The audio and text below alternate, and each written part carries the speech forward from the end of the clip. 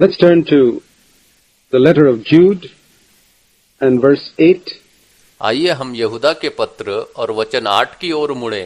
In our last two studies, we were considering the previous verses where Jude exhorts us to stand up and fight earnestly for that true doctrine, the faith that has been once for all delivered to the saints, that's been corrupted by ungodly men. हमारे पिछले दो अध्ययनों में हम पिछले वचनों पर विचार कर रहे थे, जहां यहूदा हमें सच्चे सिद्धांत के लिए खड़े होने और ईमानदारी से लड़ने के लिए प्रोत्साहित करता है, उस विश्वास के लिए जो संतों को दिया गया था, जिसे अधर्मी लोगों द्वारा भ्रष्ट कर दिया गया है, who have turned the grace of God into a license for sinning and who have a lax attitude towards sin because they feel that once God has saved them, they will never be judged anymore. जिन्होंने परमेश्वर के अनुग्रह को पाप करने के लिए अनुज्ञा पत्र में बदल दिया है और जिनके पास पाप के प्रति ढीला रवैया है, क्योंकि उन्हें लगता है कि एक बार परमेश्वर ने उन्हें बचा लिया तो उनका फिर कभी न्याय नहीं किया जाएगा। And he gave the examples there in verses 5, 6 and 7 of the Israelites who came out of Egypt, who were judged, the angels who did not stay within the sphere and boundary God had appointed for them. और उसने इजरायलियों के बारे में वचन 5, 6 और 7 में उदाहरण दिए, जो मिस्र से बाहर आए थे, जिनका न्याय किया गया था। वे स्वर्गदूत जो उस क्षेत्र और सीमा के भीतर नहीं रहे जिसे परमेश्वर ने उनके लिए नियुक्त किया था। And those in Sodom and Gomorrah who disregarded God's laws. And he says in the same manner, verse 8, these people also, these filthy dreamers, they cherish vain dreams, they defile the flesh. और उनका जो सोदोम और Gomorrah में थे, जिन्होंने परमेश्वर के नियमों की अवहेलना की और वह उसी तरह से कहता है वचन 8 में, ये लोग भी ऐसे घिनौने सपने देखने वाले हैं, वे व्यर्थ सपने संजोते हैं, वे शरीर को अशुद्ध करते हैं। And reject authority. Notice these two things that are the marks of people who turn the grace of God into licentiousness. और अधिकार को अस्वीकार करते हैं। इन दो चीजों पर ध्यान दे, जो उन लोगों के लक्षण है जो परमेश्वर की अनुग्रह को अनैतिकता में बदल देते हैं। They defile the flesh, or in other words, they defile their bodies. वे शरीर को अशुद्ध करते हैं, या दूसरे शब्दों में वे अपने शरीर का अनादर करते हैं। How do we defile our bodies? हम अपने शरीर को कैसे अशुद्ध करते हैं? God has laid for our bodies through His commandments. परमेश्वर ने आज्ञाओं के माध्यम से हमारे शरीर के लिए जो सीमाएं निर्धारित की है, उनसे बाहर जाकर। God's commandments are meant to keep our bodies and the passions in our flesh within certain boundaries. परमेश्वर की आज्ञाओं का उद्देश्य हमारे शरीर और हमारी देह में वासना की कुछ सीमाओं के भीतर रखना है। And when we disregard those boundaries, we defile the body which God created to be the temple of the Holy Spirit. और जब हम उन सीमाओं की अवहेलना करते हैं, तो हम उस शरीर को अपवित्र करते हैं जिसे परमेश्वर ने पवित्र आत्मा का मंदिर बनने के लिए बनाया है। And when we say we are heathen, that's all right. But when we say we are Christians, followers of Jesus, and then violate God's laws and go outside the boundary, that is the result of a false grace. और जब हम कहते हैं कि हम बुतप्रस्त है, तो यह ठीक है, लेकिन जब हम कहते हैं कि हम मसीही है, प्रभु यीशु के अनुयायी है, और फिर परमेश्वर के नियमों का उल्लंघन करते हैं और सीमा के बाहर जाते हैं, तो यह झूठे अनुग्रह का परिणाम है। A grace that gives us a lax and a loose attitude towards sin. एक ऐसा झूठा अनुग्रह जो हमें अभाव और निराशा देता है, पाप के प्रति ढीला रवैया देता है। They defile the body, their bodies. वे शरीर को अशुद्ध करते हैं। There are many ways in which people defile the bodies. Most Christians think of the defiling of the body through alcohol, through tobacco. ऐसे कई तरीके हैं जिनसे लोग शरीर को अशुद्ध करते हैं। ज्यादातर मसीही शराब, तंबाकू और इस तरह की बुरी आदतों के माध्यम से शरीर को अशुद्ध करने के बारे में सोचते हैं। And bad habits like that. इस तरह की बुरी आदतें। But there are worse ways than that. Those are bad, of course. लेकिन इनसे भी बुरे तरीके हैं, ये भी निश्चित रूप से बुरे हैं। But what about what we considered on our last study of the lust of the eyes? Think of how that defiles the body and defiles the mind within, pollutes this body so that it's no longer a pure and holy temple for the Holy Spirit. लेकिन हमने जो अपने पिछले अध्ययन में विचार किया उसके बारे में क्या? आंखों की अभिलाषा इस बारे में सोचे कि कैसे ये शरीर को अशुद्ध करता है और मन को अशुद्ध करता है, इस शरीर को प्रदूषित करता है ताकि यह पवित्र आत्मा के लिए शुद्ध और पवित्र मंदिर न रहे। Secondly, it says here, rejecting authority. God has made this world in such a way that He's established authority in every sphere. दूसरी बात यहाँ ऐसा कहा गया है, अधिकार को अस्वीकार करना। परमेश्वर ने इस संसार को इस प्रकार बनाया है कि उसने इस घेरे के प्रत्येक क्षेत्र में अधिकार स्थापित कर रखा है। In the home, for example, God has placed parents above children. उदाहरण के लिए परिवार में परमेश्वर ने माता पिता को बच्चों से ऊपर रखा है। Is turned into licentiousness. You grow up a brood of children who do not care for their parents. और जब परमेश्वर का अनुग्रह अनैतिकता में बदल जाता है तो आपके बच्चों की एक नस्ल विकसित होती है, ऐसे बच्चों का समूह जो अपने माता पिता की परवाह नहीं करते हैं। The true grace of God will make children honor their father and mother. परमेश्वर का सच्चा अनुग्रह बच्चों को अपने पिता का और अपनी माता का सम्मान करने के लिए प्रेरित करेगा। Respect them. But the false grace leads them away from लेकिन them. झूठा अनुग्रह उन्हें इससे दूर ले जाता है। Over the wife. And where the true faith is proclaimed, the wife will respect and submit to the authority of the husband in the home as the head of the home. परमेश्वर ने घर में पति के माध्यम से अधिकार स्थापित किया है और जहाँ सच्चे विश्वास की घोषणा की जाती है, पत्नी घर में पति के अधिकार का सम्मान करेगी और उसे घर के मुखिया के रूप में प्रस्तुत करेगी। But when that grace of God is turned into licentiousness, like it says here in verse 8, there will be a rejection of that authority. लेकिन जब परमेश्वर का वह अनुग्रह अनैतिकता में बदल जाता है, जैसा कि यहाँ वचन 8 में कहा गया है, तो उस अधिकार को अस्वीकार कर दिया जाता है। And we see that in Christendom. When we see it in the world, it's not surprising. They have not experienced the grace of God. It's when we see it in Christendom that claims to have experienced God's grace, and we see children rejecting the authority of their parents and wives rejecting the authority of their husbands, then we know that a false grace has crept in through ungodly people. और हम मसीह जगत में ऐसा देखते हैं। जब हम इसे दुनिया में देखते हैं तो यह आश्चर्य की बात नहीं है कि उन्होंने परमेश्वर के अनुग्रह का अनुभव नहीं किया है। यह तब होता है जब हम मसीह जगत में देखते हैं जो परमेश्वर के अनुग्रह का अनुभव करने का दावा करते हैं, और हम देखते हैं कि बच्चे माता और पिता का अधिकार को अस्वीकार कर रहे हैं और पत्नियां अपने पतियों के अधिकार को अस्वीकार करती है, तो हम जानते हैं कि अधर्मी लोगों के माध्यम से झूठा अनुग्रह पर प्रवेश कर रहा है। Likewise in society, God has placed authority, secular authorities over us. And here it speaks about those who speak evil of dignities.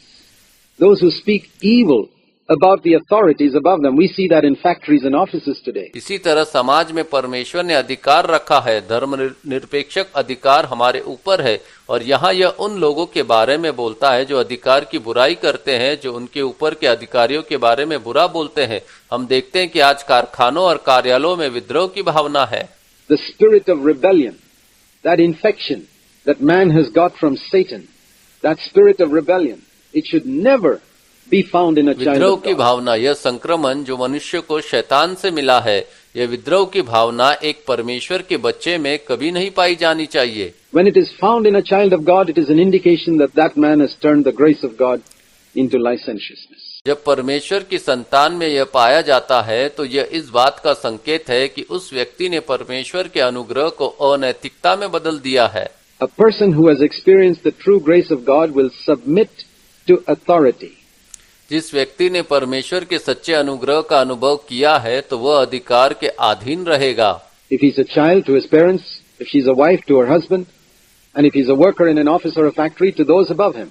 And finally, in the church.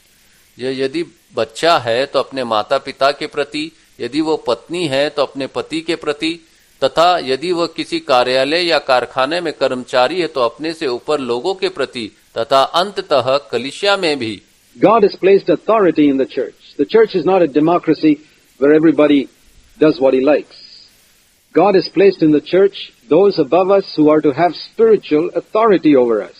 परमेश्वर ने कलीसिया में अधिकार रखा है। कलीसिया कोई लोकतंत्र नहीं है जहां हर कोई अपनी मर्जी से काम करता है। परमेश्वर ने कलीसिया में उन्हें हमारे ऊपर रखा है जिनके पास आध्यात्मिक अधिकार है। Not like it is in the Roman Catholic Church, where it's been corrupted, but in the way the apostles and the elders exercised authority as we read in the New Testament.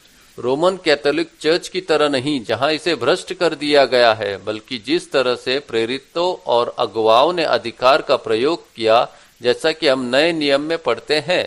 And the New Testament teaches that it is the duty of every believer to submit to such elders whom God places over them in a church. और नया नियम सिखाता है कि प्रत्येक विश्वासी का कर्तव्य है कि वह ऐसे अगुवाओं के अधीन रहे जिन्हें परमेश्वर ने कलीसिया में उनके ऊपर नियुक्त किया है। And where the true faith is proclaimed, there will be that spirit of submission. और जहां सच्चे विश्वास की घोषणा की जाती है, वहां अधीनता की आत्मा होगी। In fact, the Bible says, be subject one to another. Submission will be the characteristic of the true church, a submission to authority. वास्तव में बाइबल कहती है कि एक दूसरे के अधीन रहो। सच्ची कलीसिया की विशेषता होगी अधीनता, अधिकार के प्रति अधीनता। To the authority of the Word of God that is proclaimed in the church. So we see here that there are two characteristics mentioned in verse 8 of those who turn the grace of God into licentiousness. कलीसिया में घोषित परमेश्वर के वचन के अधिकार में इसलिए हम यहाँ देखते हैं कि वचन 8 में उन लोगों की दो विशेषताएं बताई गई है जिन्होंने परमेश्वर के अनुग्रह को अनैतिकता में बदल दिया है। They defile their bodies with sin and they reject authority. They do not know submission to authority in their life. They do not know what it is to put the lusts in their flesh to death. वे अपने शरीर को पाप से अशुद्ध करते हैं और वे अधिकार को अस्वीकार करते हैं। वे अपने जीवन में अधिकार के प्रति समर्पण नहीं जानते हैं। वे नहीं जानते हैं कि अपने शरीर की वासनाओं को मारना क्या होता है। The true grace of God leads a man to keep his body pure and free from defilement. The true grace of God leads a man to submit to authority that God places over him. परमेश्वर का सच्चा अनुग्रह मनुष्य को अपने शरीर को शुद्ध और अशुद्धता से मुक्त रखने की ओर ले जाता है। परमेश्वर का सच्चा अनुग्रह मनुष्य को उस अधिकार के प्रति समर्पण करने की ओर ले जाता है जो परमेश्वर ने उसके ऊपर रखा है। But here are people who disregard all that. It says by dreaming. लेकिन यहाँ ऐसे लोग हैं जो सपने देखकर जो कुछ भी कहा गया है उसकी उपेक्षा करते हैं। They speak about their dreams and their visions. And they don't concentrate on the main thing God has spoken about. We see that in Christendom today. People speak about having seen angels and dreams and visions. He says in the same manner, these men also with all their dreams, they defile the flesh. वे अपने सपनों और अपने दर्शनों के बारे में बोलते हैं और वे उस मुख्य बात पर ध्यान केंद्रित नहीं करते हैं जिसके बारे में परमेश्वर ने कहा है। हम देखते हैं कि आज मसीह जगत में लोग स्वर्गदूतों और सपनों और दर्शनों को देखने के बारे में बोलते हैं। वह उसी तरह से कहता है, ये लोग भी अपने सभी सपनों के साथ शरीर को अशुद्ध करते हैं And reject authority and revile dignity. और अधिकार को अस्वीकार करते हैं और गरिमा को अपमानित करते हैं। And he says in contrast, consider the attitude of Michael the archangel. Michael the archangel is perhaps one of the highest of the angelic authorities in heaven. And he says when he disputed with the devil, who once was an authority, but who had been cast out by God and who has now become the devil, and argued about the body of Moses. We don't need to go into details about where and when this argument took place. But the point here is, he did not pronounce judgment against him. और वो कहता है इसके विपरीत Michael महादूत के रवैये पर विचार करे। माइकल महादूत शायद वो स्वर्ग में सर्वोच्च महादूत अधिकारियों में से एक है और वो कहता है कि जब उसने शैतान के साथ विवाद किया जो एक बार अधिकारी था लेकिन जिसे परमेश्वर ने बाहर निकाल दिया था और अब वह शैतान बन गया था और मूसा के शरीर के बारे में तर्क कर रहा था, तो हमें इस बात के विवरण में जाने की आवश्यकता नहीं है कि यह तर्क कहां और कब हुआ, लेकिन यह मुद्दा यह है कि उसने उसके खिलाफ फैसला नहीं सुनाया। Even against the devil, Michael the archangel did not pronounce judgment. Why? यहाँ तक कि शैतान के खिलाफ भी माइकल महादूत ने फैसला नहीं सुनाया। क्यों? because that was outside his boundary. That's the only क्योंकि reason. वह उसकी सीमा के बाहर था, यही एकमात्र कारण है। This archangel knew his boundaries. He knew what he could say, and he stopped there. कि यह महादूत अपनी सीमाओं को जानता था, वह जानता था कि वह क्या कह सकता है और वह वहां रुक गया। There is an example for us to know where our boundaries are and to speak that much and never to go beyond. और हमारे लिए एक उदाहरण है कि हमें पता होना चाहिए कि हमारी सीमाएं कहाँ है और उतना ही बोलना चाहिए और कभी भी उससे आगे नहीं जाना चाहिए। And all that Michael said to Satan was, he didn't say, you are confined to the bottomless pit, you are to go to the lake of fire for eternity. He never said anything like that. He said, the Lord rebuked और you. Michael ने शैतान से जो कुछ कहा वो यह था कि उसने यह नहीं कहा कि तुम अतः गड्ढे तक ही सीमित हो, तुम्हें अनंत काल के लिए आग की झील में जाना है। उसने ऐसा कभी नहीं कहा। उसने कहा कि प्रभु तुम्हें डांटे। There is an example of humility that we can learn even from Michael the archangel, to recognize our यह boundaries. विनम्रता का एक उदाहरण है जिसे हम माइकल महादूत से भी सीख सकते हैं कि अपनी सीमाओं को पहचाने, To recognize how much authority God has given to us and not to exceed that.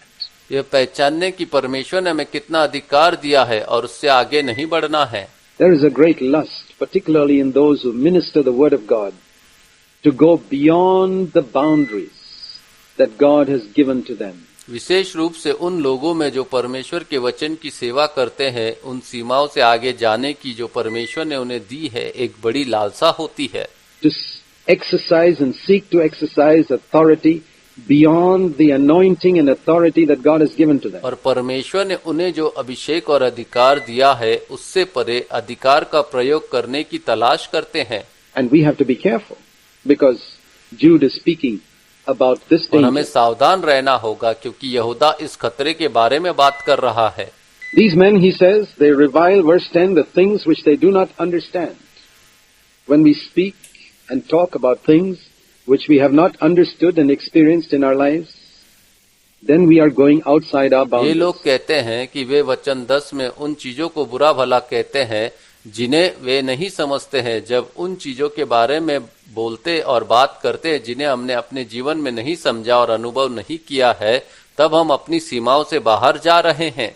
It's good always to limit ourselves, to speak and talk about the things which we have understood and experienced, and to be small in our own eyes so that we don't seek for honor for ourselves by talking about great and mighty things.